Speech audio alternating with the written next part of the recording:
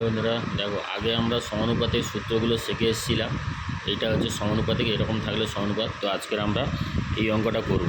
তো এই অঙ্কটা কী হচ্ছে, সমানুপাতিক আছে কি না সেটা আমরা জানবো। তাহলে আমরা কি জেনেছি, এটা প্রথম, এটা দ্বিতীয়, এটা তৃতীয়, আর এটা হচ্ছে চতুর্থ পদ। ঠিক আছে, তাহলে আমরা যে সূত্র কী জানি, প্রথমের সঙ্গে গুণ হবে চতুর্থ পদ, অর্থাৎ এখানে গুণ হচ্ছে 45 আর হচ্ছে 25।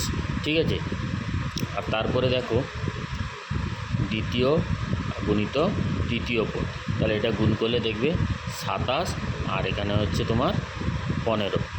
তাহলে এটা গুণ করলে আসবে দেখবে 1125 আসবে, আর এটা গুণ করলে আসবে দেখবে 405